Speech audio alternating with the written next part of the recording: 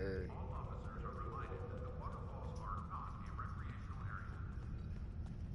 I'm in instance 1.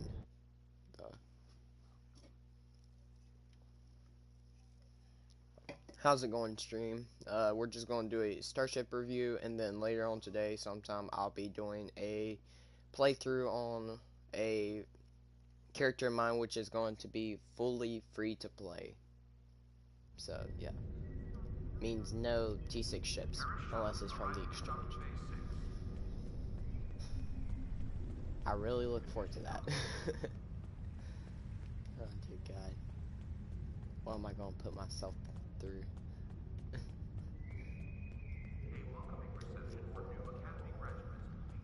But anyways, the starship we are reviewing today is the, give me a second, look, best way of doing this is going to the Sea Storm so I can read it and everything.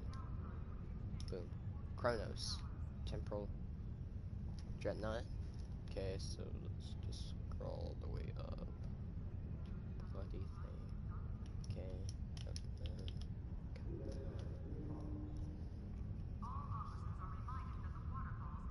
Yeah, I'm still not gonna read the bloody crap about all this, but okay, so it's saying, okay, so basically this ship can, it has some beam that can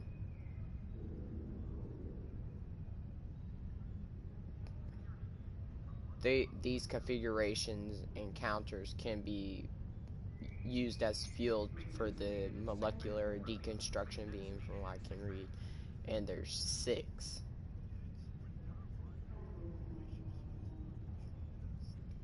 and 6 of them.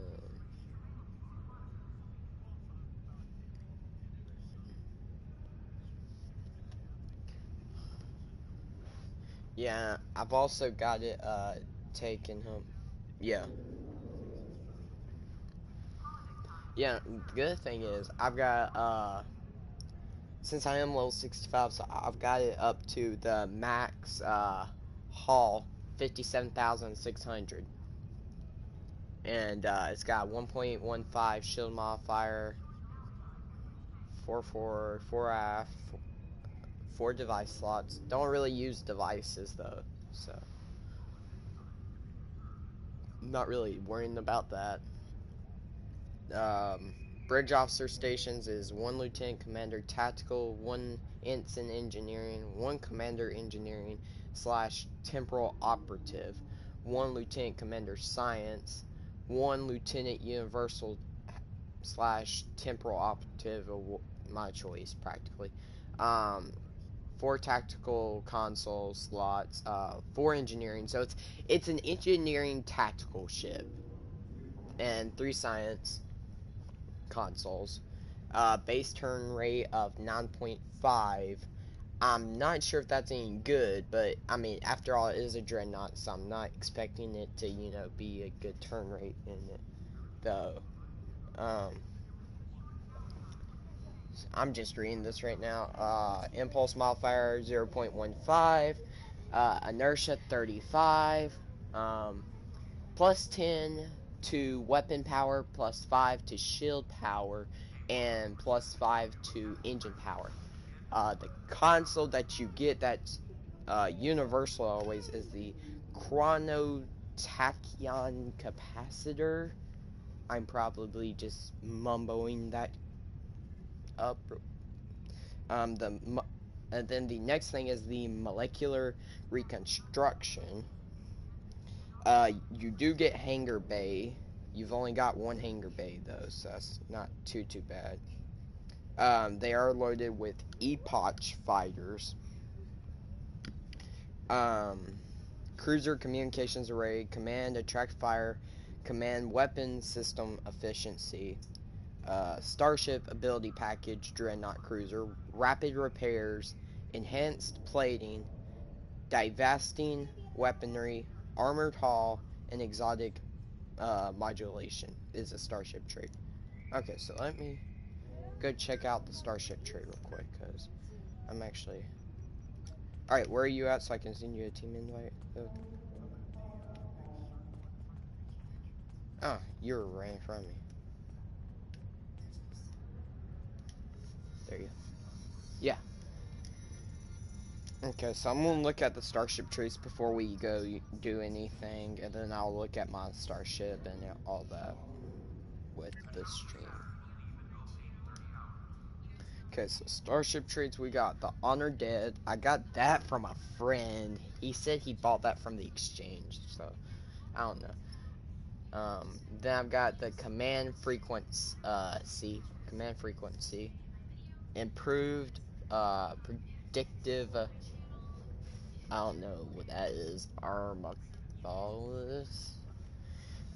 It it en- supposedly it enhances powers. Activating any weapon enhancement ability removes one debuff effect and grants +5 accuracy rating for 30 seconds. Stacks up to 4 times. So I don't know what that is supposed to do.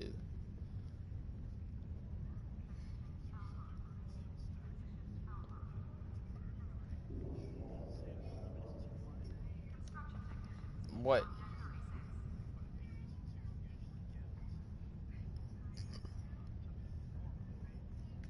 And then I've got the exotic modulation. I'm pretty sure that came with the ship. Yeah, I'm pretty sure it came with the ship.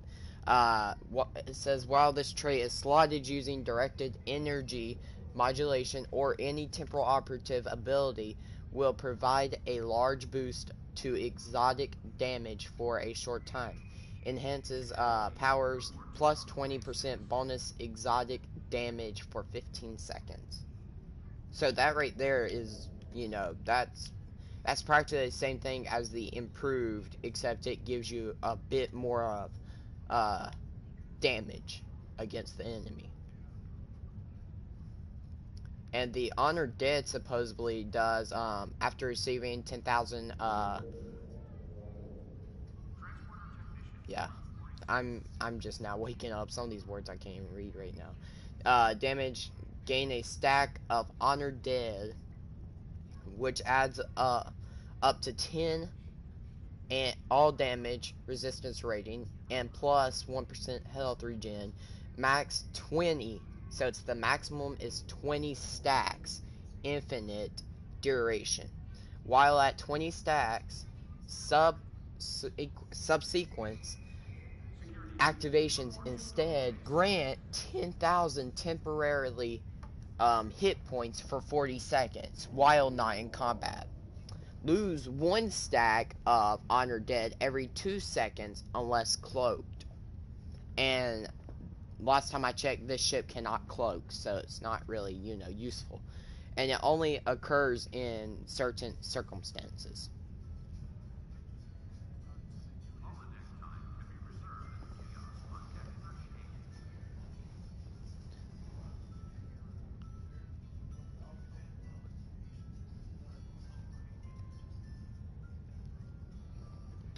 Yeah, and then this command frequency, like I was saying earlier, it modifies fleet support. So if I'm doing anything with like a team or anything, it will modify us. It reduces cooldown rates by 5 minutes. So that's like if you got one of those I forget what they would call them ship things that would come in and save your ship from being destroyed. It would reduce that by 5 minutes, and then it removes low health restrictions. So I don't know what that is supposed to be for, but it does that. And then the space reputations that I've got right now, I don't know if I should keep these because I've got a lot more space reputations than this. But right now I'm using the temporal flux dis dispeppers or whatever. Anyways, it does plus 30 all damage resistance for damage over time and hazard effects. So that's, I mean, for a temporal ship, that's probably, good thing to run for a temporal.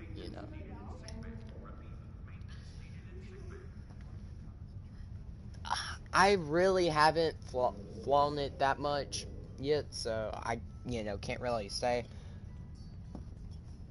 The next temporal reputation I've got is, let me look at it, Chrono Capacitor Array.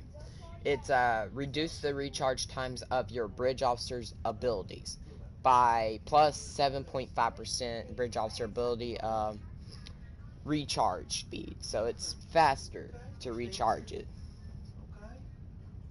Um,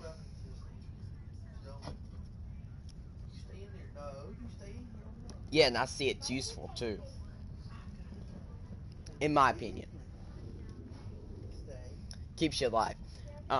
Next thing I've got is Radiant Detonation Matrix. That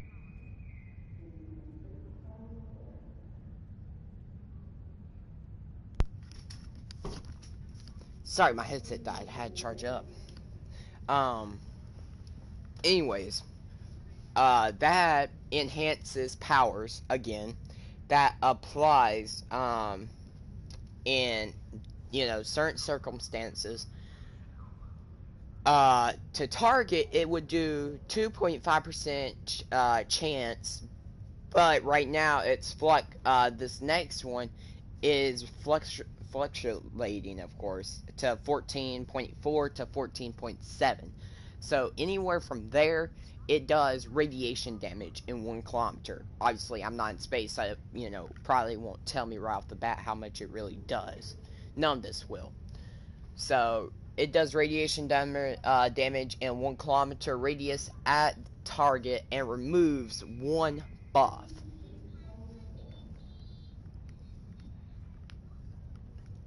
And then I've got Destabilizing Phase Array. When taking damage, become immune to damage for 3 seconds. It can occur at most once per minute.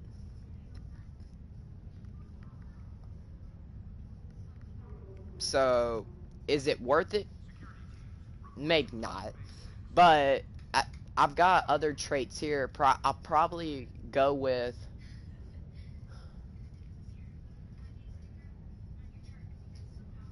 I don't know which one to go with, though.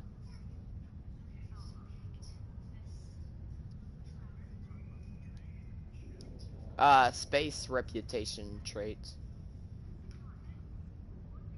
Because, see, I might go with the torpedo pre-fire sequence. That's a, plus 12.5% bonus torpedo damage, but it's also a plus 33% destructible torpedo flight speed. So it's got a faster flight speed and also a higher damage for the torpedo that I am using. So that's probably better than what I've got right now. Now my personal space traits, I've got accurate, because you're all about that accuracy rating when going up against someone, especially if you're a tactical officer. You want the most DPS, and so it's a plus 10% accuracy rating. And then I've got the Dift Cannoneer.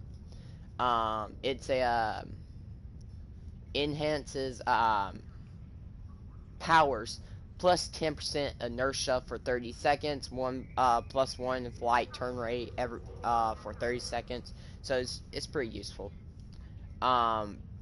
Beam barge, it's not really that useful because I'm not, carrying beams, but on the later ship review, I'll probably do a beam build. Elusive, it does plus 10 defense rating, crippling fire. It just applies in certain circumstances. It's a minus 2.5 accuracy rating. Penalty inflicted from a critical hit with crippling fire. Then I've got repair crews. While in combat, gain 1 stack of repair crews every 5 seconds. Up to 5 max per stack, you get plus 5 all damage resistance rating and plus 5% hull repair rate. So that, I don't know how I got some of these. It's just, I guess they're like tactical for the Jem'Hadar tactical traits for them. secret command codes when targeted by a control effect or subsystem.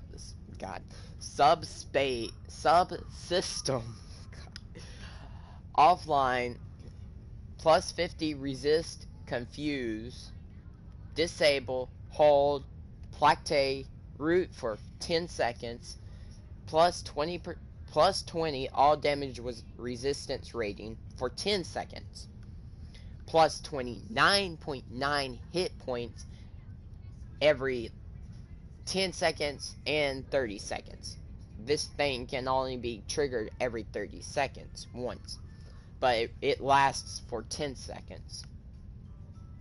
And then I've got cannon training. It's a plus 5%, bonus cannon weapon. Then I'm probably going to find the torpedo one. Yeah, because torpedo, and it's going.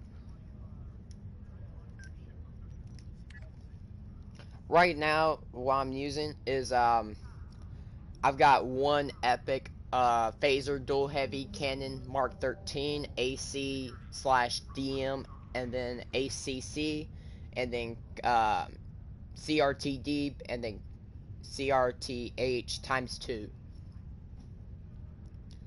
And then I've got the a wide arc phaser dual heavy cannon Mark 13. Very very rare. It does ACC, ARC, and damage. And then the phaser dual heavy cannons Mark 13, crit H, DMG, and penetration. And then I've got quantum torpedo launcher Mark 14, rare. Crit D and crit H. And then I've got 3 phaser turrets in the aft, all Mark 12. One's ultra rare, and then the other 2 are very rare. One does ACC times 2, damage and thrust. One does ACC, crit D, and pin. And then crit D, crit H, and pin. And then I've got another quantum torpedo launcher, Mark 12, in the back, which does crit D, crit H, and snare. And then I've got a Mark 15 Jem'Hadar Resilient Shield, a Mark 12 Jem'Hadar Deflector Dish Array, a Mark 12 Jem'Hadar Combat Impulse Engine, a Matter Antimatter Warp Core Mark 12 EW, Spec SPD, SSR, and WCAP. And then I've got my hangar, my Epoch fighters. They help out. They're not really that, they're not really that all, fantastic, but, they definitely help out. And so, yeah, it launches, 6 of them. 3 level 6 Epoch fighter. Each hangar supports 2 deployed wings at any given time. But it does, this is the only bad thing, it does have a 40-second recharge time. I mean, it's not bad.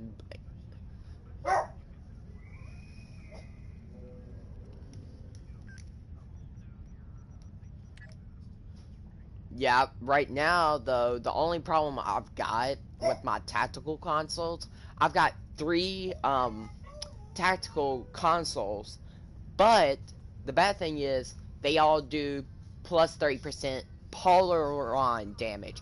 I'm doing phaser, so that's not really giving me a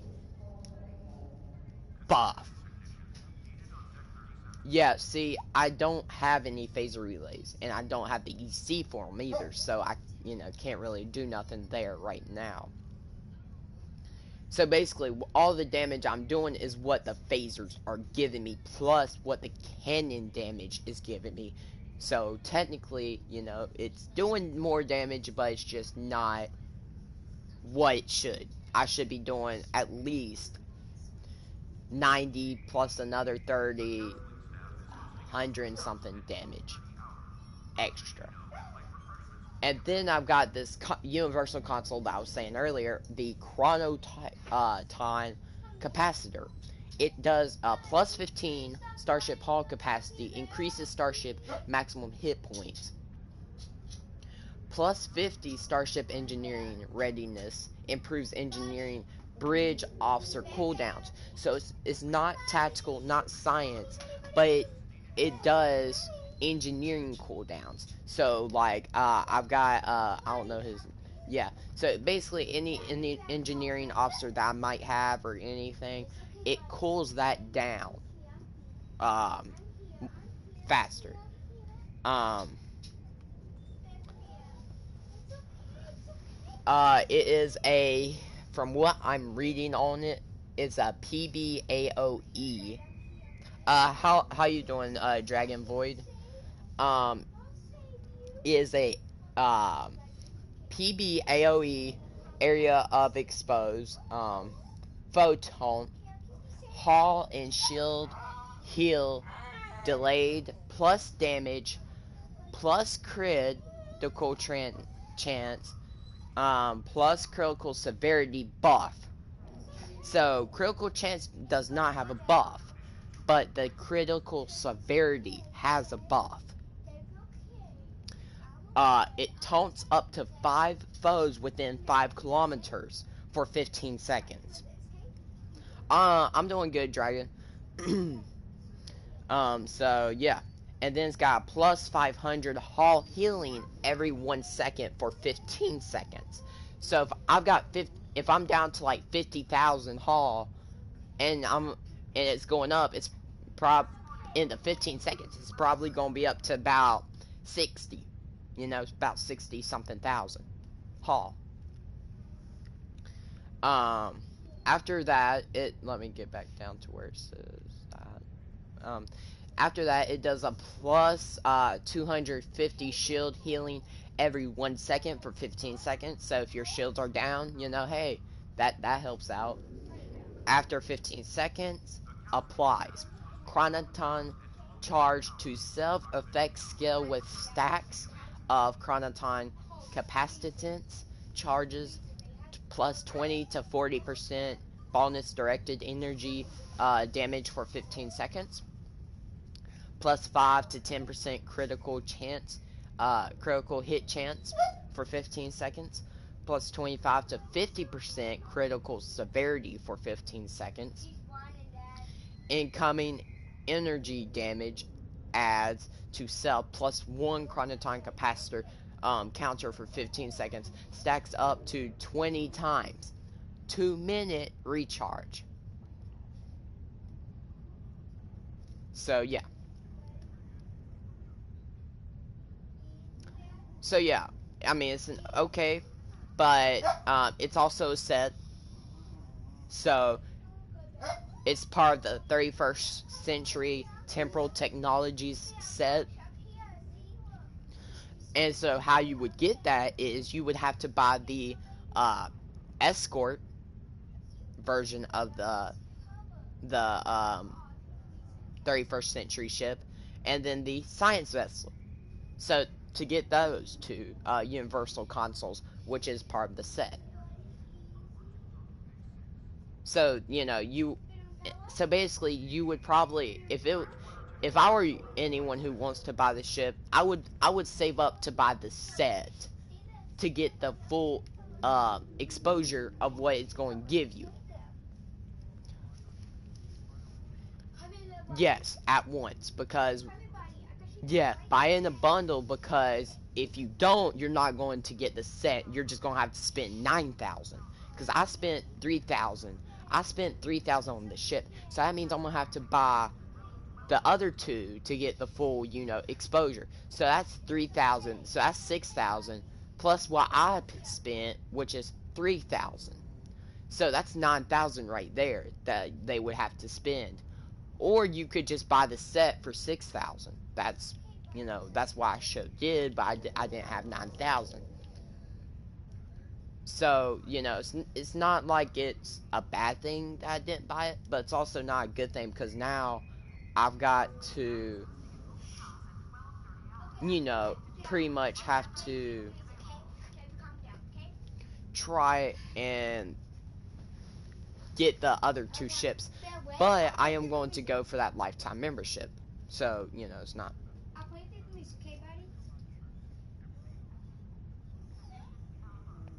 So yeah, though that's the only bad thing about, you know, this console universals and crap. They could have sets. You never know until you buy the first ship and be like, oh crap, I shouldn't have bought that.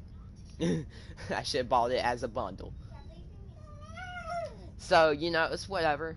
But right now, if it was a 2 set, if it was, you know, just 2 things that I got, it would be advanced engineering, you know, as a set.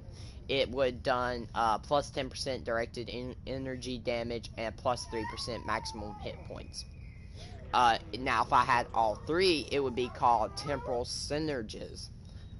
It would have done plus 50% recharge time reduction to 31st century. Give me a second. 31st century temporal console abilities, and my dog's barking. How nice.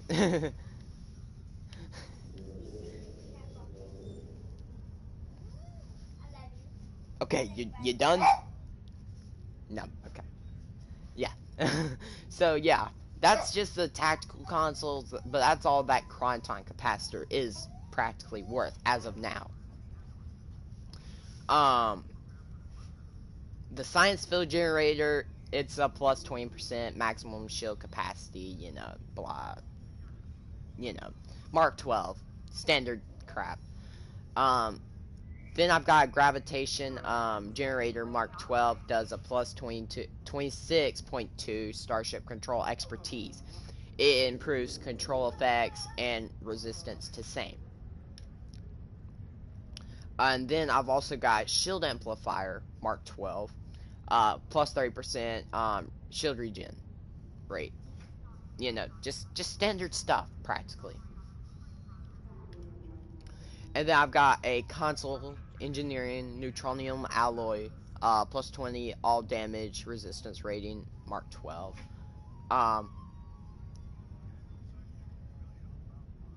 Yeah, and then I've got a plasma distribution manifold Mark 12 plus 8 weapon power setting.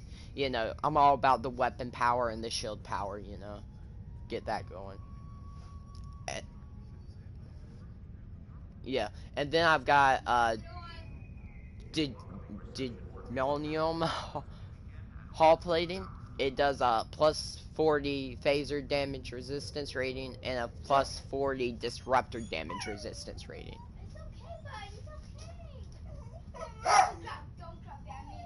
So, and then my dog won't stop barking.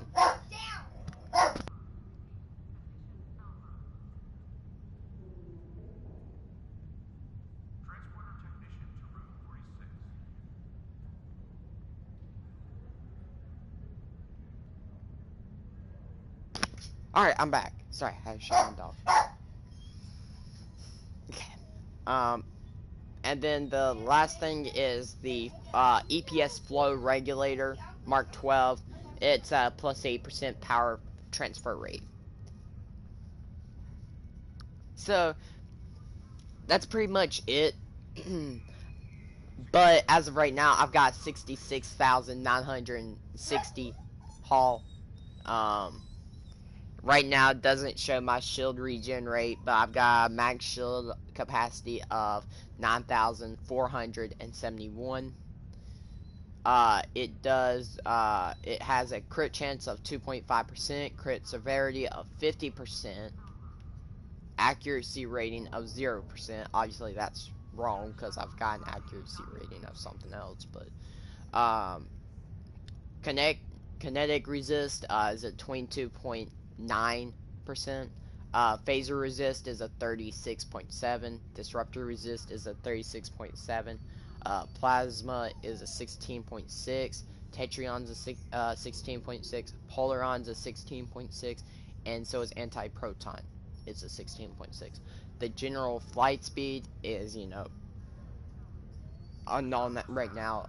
The turn rate is a 3.0 DEG a second, and then the power transfer rate is a 180% every 9.0 seconds.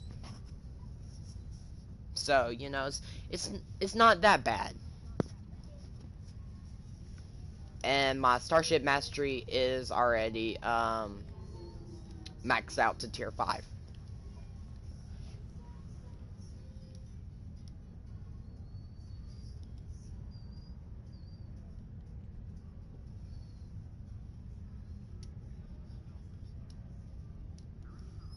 I don't hear it messing up.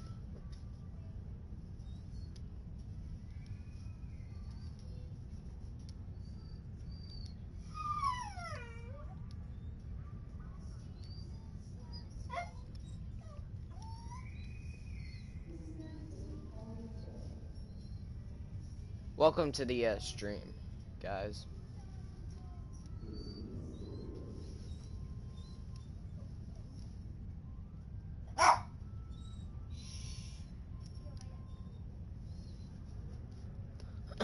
But yeah, I might have to do an ISA, guys, and test it out real quick on the stream. But yeah, just that right there, in general, it's a real good ship for what it does. The stations, obviously, you see, I just got that normal crap. The visuals ain't really nothing, you know, there. But yeah, the starship's really good. It does damage, it does everything. That is probably gonna be the starship review for today. Just because I've got to do another live stream. Well, technically 2 other live streams.